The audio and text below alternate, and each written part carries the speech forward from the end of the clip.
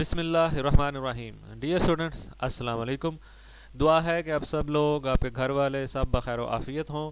आप लोगों के लिए एग्ज़ामिनेशंस जो हैं ऑनलाइन, उनके एसओपीज़ जो हैं वो तैयार हो चुके हैं। आप लोगों का एग्ज़ाम जो है वो अनसीन होगा, क्योंकि ये ओपन बुक होगा, तो इसलिए बुक में से कुछ भी नहीं होगा। तो इस लिहाज से आप लोगों में से जो लोग रट्टा लगाने वाले या बूटी शूटी वाले, वो अलर्ट हो जाए, क्योंकि आपके कॉन्सेप्ट्स क्लियर होंगे तो आप उनकी एप्लीकेशन के साथ अनसीन जो प्रॉब्लम्स होंगी या रिजल्ट्स कंस्ट्रक्ट करने होंगे उनको कर सकेंगे। और इसके अलावा जो है, अब आप जितने भी डेफिनेशंस हैं, कॉन्सेप्ट्स हैं, उनको भी अच्छी तरह अंडरस्टैंड करें, क्योंकि उन्हीं की बेस पे आप लोग जो है वो अपना जो भी रिज़ल्ट है या प्रॉब्लम उसको सॉल्व कर सकेंगे। अच्छा जी, प्रीवियस लेक्चर में हमने फंडामेंटल थ्योरम ऑफ कैलकुलस की बात की थी। आज जो है हम उससे आगे कुछ पढ़ते हैं। नेक्स्ट हमारा ये सब्स्टिट्यूशन थ्योरम है। आप लोग इसको कैलकुलस वगैरह में यूज़ भी कर चुके हैं, तो इसको सिर्फ सरसरी सा देख लेते हैं, उसके बाद हम इससे नेक्स्ट रिजल्ट्स पे मूव करते हैं। जे आपको कोई इंटरवल गिवन है from alpha to beta, phis from J to R have continuous derivatives on J, and F is another function from I to R which is continuous on the interval I, and I contains range of phi of j.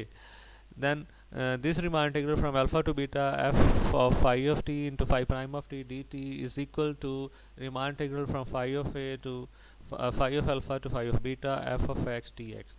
सो इसको आपने ये based है जो derivatives का chain rule था उसके ऊपर, और उसकी आउटलाइन जो है एक्सरसाइज 17 में गिवन है। आपने इसको देखना है। और नेक्स्ट इसकी जो है आपके पास एग्जांपल है, इसको भी देख लीजिएगा। जैसे इसमें आप सब्स्टिट्यूशन करते होते हैं, इसको आप सब्स्टिट्यूट कर देंगे। स्क्वायर रूट ऑफ टी जो है, इसको एक और फंक्शन जो है उसने, जैसे for example phi of T जो है उसमें उसने इसको पुट कर दिया है, और फिर इंटीग्रेशन की लिमिट्स जो हैं वो भी अकॉर्डिंगली उसने चेंज कर दी, और बाय सब्स्टिट्यूशन उसने इसको इंटीग्रेट कर दिया है। ओके, जिसके बाद दोबारा से उसने लिमिट्स जो हैं उनको थोड़ा सा चेंज किया है। पहले 1 to 4 था, अब 0 to 4 किया है। अब इसमें प्रॉब्लम ये है कि 0 to 4 जो है आपका ये जो फाई ऑफ टी है उसका जो है कंटिन्यूस डेरिवेटिव नहीं है, तो इस वजह से आपका जो है वो सब्स्टिट्यूशन थ्योरम जो है वो यहाँ पे एप्लीकेबल नहीं होगा। ओके, नेक्स्ट जो है वो हमारा इम्पोर्टेंट रिजल्ट है, इसको आपने अब अंडरस्टैंड करना है। इसमें सबसे पहले जो है इम्पोर्टेंट डेफिनेशन जो है, जो कॉन्सेप्ट है वो समझने वाला है नल सेट का। ठीक है जी, आप लोगों ने नल सेट को कंफ्यूज नहीं करना कि एम्प्टी सेट के साथ। Null set never means an empty set. तो इसकी डेफिनेशन जैसे कि आपके सामने लिखी हुई है, a set G from R, a subset of R is said to be a null set if for every epsilon greater than 0 there exists a countable collection of open intervals such that your set Z is contained in the union of those intervals, and the lengths or sum of lengths of those intervals can be made less than epsilon. If for every choice of epsilon you can always have a countable collection of in open intervals whose sum of lengths is less than equal to epsilon, and their union covers your set Z, then Z is said to be a null set. तो ये idea समझने वाला है। इसके लिए चले मैं आपको थोड़ी सी कोशिश करता हूँ एक्सप्लेनेशन देने की। ठीक है, सबसे पहले तो मैंने डेफिनेशन ही इसकी लिख दी है जो बुक में लिखी हुई थी, और उसके बाद एक सेट है उसको मैंने नल सेट जो है प्रूव किया है। जैसे फॉर एग्जांपल ये सेट है आपके पास ए, एम्प्टी नहीं है, आपको नज़र आ रहा है। ए में -1 डाला है मैंने, 0 3 4 जानबूझ के मैंने नेगेटिव डाला है ताकि ये ना हो सिर्फ पॉजिटिव हो, तो आप समझें कि सिर्फ पॉजिटिव सेट्स जो हैं वो ऐसे हो सकते हैं कि जो नल हो और एम्प्टी ना हो। अच्छा जी, अब इसमें फॉर एग्जांपल आपने एक एप्सिलॉन जो है वो चूज़ किया है 1/2। ठीक है, अब मैंने क्या किया है, मैंने ओपन इंटरवल्स की एक कलेक्शन बनाई है। जैसे मेरा पहला पॉइंट -1 है, -1 जो है वो बिलोंग करता है -1 माइनस 1/32 से लेके -1 प्लस 1/32 तक। और इस ओपन इंटरवल की लेंथ अगर आप देखते हैं तो 1/32 का डबल हो जाएगा, जो कि 1/16। और लेंथ वैसे भी आप कैलकुलेट कर सकते हैं b माइनस से, ये आपका b है, इसमें से जब ये निकालेंगे तो ये कैंसिल आउट हो जाएगा, और 1/32 का डबल हो जाएगा 1/16। ज़ीरो जो है इस इंटरवल को बिलोंग करता है -1/32 से लेके 1/32 तक, दोबारा से इसकी लेंथ 1/16। ये तो हमने समझने के लिए सिंपल सा रखा हुआ है, सारे इंटरवल्स जो हैं वो मैंने ऐसे ही बनाए हैं कि उनकी लेंथ जो है वो 1/16 1/16। ऐसा कोई जो है हमारे पास ऊपर बाउंड नहीं है कि हमने ये सारे इंटरवल्स जो हैं ऐसे ही बनाने हैं। हमें सिर्फ ये बताना है कि एक ऐसी कलेक्शन ऑफ ओपन इंटरवल्स मौजूद है जिनका यूनियन आपके इस सेट ए को कंटेन कर जाएगा, और उन इंटरवल्स की लेंथ्स का सम जो है वो less than your given epsilon होगा। अगर ऐसा है तो फिर आपके पास जो सेट है वो नल सेट होगा। If for every epsilon you can always find a collection of open interval whose union contains your set and the sum of the lengths of those intervals is less than your epsilon। अब आप देख लेंगे कि अगर आप इन intervals का union लेते हैं ये सब का, तो एक यहाँ पे बना -1 के ऊपर, एक 0 पे बना हुआ है, एक 3 के अराउंड है, एक 4 के अराउंड है, तो ऑफ कोर्स आप जो है वो चेक कर सकते हैं कि ए जो है इन ओपन इंटरवल्स के यूनियन में कंटेन्ड है और ये काउंटेबल है। चार इंटरवल्स में फाइनाइट सेट जो है वो भी काउंटेबल होता है, तो काउंटेबिलिटी के लिए ज़रूरी नहीं कि हमेशा आप उसके अप टू इन्फिनिटी लेके जाएं। तो ये काउंटेबल कलेक्शन ऑफ इंटरवल्स हैं, इसमें 4 इंटरवल्स हैं और इनकी लेंथ का सम क्या है जी, 1/16 प्लस 1/16 प्लस 1/16, और ये आपका 1/4 हो जाएगा, 4 टाइम 1/16। कोई कैलकुलेशन में गलती हो तो उसको देख लीजिएगा, क्योंकि हो सकता है मिस्टेक होगी हो, तो इसको चेक कर लीजिएगा। बहरहाल असल कॉन्सेप्ट ये है कि ये जो आपके पास length of the sum of the length of intervals है वो आपके पास लेस देन 1/2 जो कि एप्सिलॉन था, और हमेशा कोई भी एप्सिलॉन छोटा करते जाए हमेशा आप -1 के ऊपर एक ऐसा इंटरवल बना सकते हैं, 0 के ऊपर, 3 के ऊपर, 4 के ऊपर, उनका यूनियन जो है इस ए को कंटेन कर जाएगा और उनकी लेंथ का सम जो है वो लेस देन जो भी एप्सिलॉन होगा हमेशा इस तरह से बनाया जा सकता है। तो ये डेफिनेशन होती है नल सेट की। Of course empty set is a null set, लेकिन ये सेट जो एक सामने लिखा हुआ है ये नल सेट है लेकिन एम्प्टी नहीं है। ऐसे ही पूरे आपके पास set of integers, set of rationals, set of natural numbers इसी पैटर्न के ऊपर, ठीक है, जैसे इसी को आप एक्सटेंड कर दें तो आपको सेट ऑफ नेचुरल नंबर्स या इंटीजर्स जो है वो तो इसी तरह से आप एक्सटेंड कर दें तो आपके पास आ सकता है, ठीक है, बिल्कुल इसी पैटर्न पे। तो ये एग्जांपल्स हैं नल सेट्स की, ठीक है, G Q N non empty हैं और नल सेट हैं। एम्प्टी सेट भी एक नल सेट है, लेकिन हर नल सेट जो है उसका एम्प्टी होना ज़रूरी नहीं है, ठीक है जी। तो बेसिकली आपके पास जो रिमान का इंटीग्रेबिलिटी क्राइटेरियन है वो नल सेट की डेफिनेशन के ऊपर डिपेंड करता है जी। अच्छा, नेक्स्ट जो कॉन्सेप्ट है वो है कॉन्सेप्ट ऑफ ऑलमोस्ट एवरीवेयर, ठीक है जी। अब हम इसको सिंपली ये समझें कि कोई भी प्रॉपर्टी, कोई भी सर्टन स्टेटमेंट जो है, हम कहें जी मेरी certain statement holds almost everywhere, कब, अगर जिस चीज़ के ऊपर वो होल्ड नहीं करती उन सारों को अलहदा किया जाए तो उनका सेट जो बने वो नल सेट बन जाए, जिनके ऊपर वो फेल हो रही हो। अगर कोई सर्टन स्टेटमेंट, कोई सर्टन प्रॉपर्टी, कोई सर्टन हाइपोथेसिस, कोई भी बात जो है वो किसी जो है डोमेन के ऐसे हिस्से पे लागू ना हो जो कि नल सेट हो, तो फिर हम कहते हैं कि ये स्टेटमेंट ट्रू है ऑलमोस्ट एवरीवेयर। ओके, ये आपके पास सबसे पहले तो डेफिनेशन होगी आपके पास कि a statement is set to hold almost everywhere, और इसको हम ए डॉट ई लिखते हैं, A dot E dot almost everywhere on a domain D if it fails on a subset of a domain which is a null set. For example जी, इसको मैंने थोड़ा सा समझाने के लिए एक एग्जांपल बनाई है सादी सी। आप एक real valued function F define करते हैं जिसकी डोमेन आर है, ठीक है, रियल वैल्यूड है और डोमेन भी उसकी आर है, ठीक है जी। डेफिनेशन क्या है जी, F of X is equal to X. अगर डोमेन के नेचुरल नंबर्स के ऊपर उसको आप अप्लाई करते हैं if X belongs to set of natural numbers, और इसके अलावा बाकी जितने भी रियल नंबर्स हैं उनके ऊपर एफ ऑफ एक्स आपको वैल्यू दे रहा है -5, ठीक है जी। F of X is equal to X for all natural numbers and F of X is equal to -5 other than natural numbers, ठीक है जी, और दूसरे सारे रियल नंबर्स के ऊपर वो -5 है।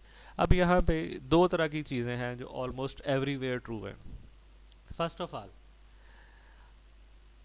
आपका f जो है वो नेगेटिव वैल्यूज़ दे रहा है जब आपकी जो डोमेन जो है नेचुरल नंबर्स के अलावा उसमें से आप डोमेन में से कोई चीज़ लगाते हैं, तो डोमेन का ये हिस्सा जो है इसके ऊपर वो नेगेटिव वैल्यू नहीं दे रहा, वो क्या है जी, सेट ऑफ नेचुरल नंबर। तो ये आपकी डोमेन का वो हिस्सा है जिसके ऊपर नेगेटिव आने वाली प्रॉपर्टी जो है वो होल्ड नहीं कर रही, आपका ये हिस्सा है वो। जैसे यहाँ पे लिखा हुआ है कि आपके पास if it fails on a subset of domain which is a null set, तो नेगेटिव आने वाली जो आपके पास उसकी प्रॉपर्टी है वो फेल हो रही है सेट ऑफ नेचुरल नंबर्स के ऊपर, यहाँ पे वो नेगेटिव नहीं आता, अदरवाइज वो -5 आ रहा है। तो अब आपके पास f is negative almost everywhere on r, ये r इसकी डोमेन थी तो इसके ऊपर almost everywhere on r f is negative. हालांकि ये सेट ऑफ नेचुरल नंबर्स के ऊपर नेगेटिव नहीं है, लेकिन सेट ऑफ नेचुरल नंबर्स क्या है, एक नल सेट है, इसलिए ये प्रॉपर्टी जो है कि नेगेटिव होने वाली जो है वो होल्ड करती है ऑलमोस्ट एवरीवेयर। अच्छा जी, इसी तरह एक और भी चीज़ कह सकते हैं। अब ये आपके पास F of X is equal to -5 -5 -5 except set of natural numbers, तो आप इसको कह सकते हैं कि F is constant almost everywhere on R, कि कांस्टेंट है, -5 -5 -5 ही है, लेकिन जहाँ पे नहीं है उस सेट को आप नल सेट जो है वो के तौर पे जानते हैं। ठीक है जी, मैयर थ्योरी में इसको कहते थे जिसका मैयर ज़ीरो है, इसलिए बार बार मैं उस तरफ चला जाता हूँ, वही कहने लगता हूँ। तो बेसिकली ये आपके पास जिसके ऊपर ये कांस्टेंट नहीं है उसका मैयर ज़ीरो है, मींस वो एक नल सेट है। ठीक है जी, तो इस वजह से ये जो f is a constant, this is almost everywhere on R, तो ये तो कंसेप्ट हो गया जी आपके पास ऑलमोस्ट एवरीवेयर का और इसके अलावा नल सेट का। ठीक है जी, इनको आपने याद रखना है। अब इसी को हम जो है ओके, नेक्स्ट एक एग्जांपल है, उसने जो set of rational numbers in 0 1 जो है उसको उसने प्रूव किया हुआ है नल सेट, बिल्कुल आपके पढ़ने के लिए, क्योंकि अब आपने जो है वो ओपन बुक एग्ज़ाम की तैयारी करनी है, तो उसके लिए आपको अपने कॉन्सेप्ट्स जो हैं बुक रीडिंग की आदत डालनी होगी, किया कराया जो है और लिखा लिखाया दूसरों का, उससे थोड़ा सा आपको परहेज़ करना होगा, अदरवाइज़ आपको प्रॉब्लम होगी। अभी आपका जो है 50-60 मार्क्स का जो है पेपर ऐसे ही होगा, तो इसलिए इसको आपने पढ़ना है, खुद से अंडरस्टैंड करना है। ठीक है, वैसे आपकी कुछ ना कुछ हैबिट डेवलप हो चुकी होगी। अच्छा जी, तो इस तरह से आपने इसके अंदर जो रैशनल नंबर्स हैं उसको नल सेट प्रूव कर देना है, और इसी तरह पूरे सेट ऑफ रैशनल नंबर्स है पूरे आपके पास Q एज अ होल, वो भी जो है आपके पास नल सेट है। ओके, नेक्स्ट जो है लिबैग्स इंटेग्रेबिलिटी क्राइटेरियन है। अब अच्छा, अब इस क्राइटेरियन क्या कहते हैं कि सबसे पहले तो अब बाउंडेड फंक्शन। ठीक है जी, आपको पता है कि जो भी रिमान इंटीग्रेबल फंक्शन होता है वो बाउंडेड होता है, इसलिए बाउंडेडनेस के बगैर तो अगर ऐसा फंक्शन लेते हैं कि जो बाउंडेड नहीं है तो फिर तो बात ही वहाँ पे ख़त्म होगी। तो इसलिए इसने स्टार्ट यहाँ से लिया है कि सबसे पहले चेक कर लें फंक्शन बाउंडेड है तो अपना टाइम जो है इस पर लगाएं, अदरवाइज रहने दें। A bounded function F from the closed interval A B to R is Riemann integrable if and only if it is continuous almost everywhere on the closed interval AB। तो ये है वो बात कि almost everywhere on closed interval AB उसको continuous होना चाहिए, और यही वो रीज़न थी जिसकी वजह से आपका थॉमे फंक्शन जो था, अगर आपको याद हो कि उसके डिसकंटिन्यूटीज के पॉइंट्स तो थे, लेकिन वो इसके बावजूद जो था वो रिमान इंटेग्रेबल था, आपने इस चीज़ को प्रूव किया था। या उसके अलावा कोई फंक्शन था जो एक आध पॉइंट के ऊपर जो था वो डिसकंटिन्यूस था, जैसे वो कोई एक फंक्शन था वो थोड़े से हिस्से पे 3 था और शायद थोड़े के हिस्से पे 2 था, वो आप लोग पीछे से बुक में से देख सकते हैं। तो बेसिकली ये क्राइटेरियन वहाँ पे जो था एप्लीकेबल था कि आपके पास फंक्शंस बाउंडेड हो। ठीक है, अनबाउंडेड है तो फिर तो बात ख़त्म हो गई, फिर तो आगे चलने की ज़रूरत नहीं है। थॉमे फंक्शन बाउंडेड था, इसके अलावा जो स्टेप फंक्शन था वो भी बाउंडेड था, उसमें भी डिसकंटिन्यूटीज थी, थॉमे फंक्शन में भी डिसकंटिन्यूटीज थी। अ bounded function F on a closed interval a b to r is Riemann integrable if and only if it is continuous almost everywhere। ये जो almost everywhere का मतलब क्या है कि वो वाले पॉइंट्स जिनके ऊपर वो कंटिन्यूस नहीं है उनसे अगर आप सेट बनाते हैं तो वो नल सेट हो, उसका मैयर ज़ीरो हो। मैयर ज़ीरो को ना सुने आप, सिर्फ उसको नल सेट के हिसाब से याद रखें। नल सेट आपने अभी ऊपर बात की थी कि नल सेट ऐसा है कि जिसको इंटरवल्स के यूनियन के साथ आप कवर करें और इंटरवल्स की सम जो है उसको आर्बिट्रेरीली स्मॉल बनाया जा सके, लेस देन एप्सिलॉन जो है इंटरवल्स की लेंथ का सम बनाया जा सके। तो अगर इस तरह की सूरत हाल है डिसकंटिन्यूटीज़ वाले सेट की कि आपका फंक्शन बाउंडेड है उसमें डिसकंटिन्यूटीज़ भी हैं, लेकिन डिसकंटिन्यूटीज़ ऐसी हैं कि उनका अगर सेट बनाया जाए तो एक नल सेट बने, तो फिर गारंटीड है कि आपका फंक्शन जो है वो रिमान इंटीग्रेबल होगा। तो ये आपके पास रिजल्ट है, ठीक है जी। इसके बाद इसका प्रूफ भी शायद उसने देना है सी में, उसको आप बाद में चले देख लीजिएगा। नीचे उसकी एप्लीकेशन है, उसने पुरानी कोई एग्जांपल्स जो हैं उनकी शायद बात की हो, स्टेप फंक्शन की बात की उसने, कि स्टेप फंक्शन था वो इसी वजह से वहाँ पे शायद आपने किया भी हो। तो अब आपके पास मेरे ख्याल में वही 3 वाला और 2 वाला था शायद, इंटरवल था 0 से 3 तक, 0 से 1 और फिर 1 ओपन से 3 तक, दो तरह से इसको डिफाइन किया था पीसेस में। तो वो रिमान इंटीग्रेबल था, उसकी रीज़न क्या थी, उसका एक ही जो था वो डिसकंटिन्यूटी का आपके पास पॉइंट था, और उसका मैयर जो है उसका जो सॉरी वो एक नल सेट था। अच्छा जी।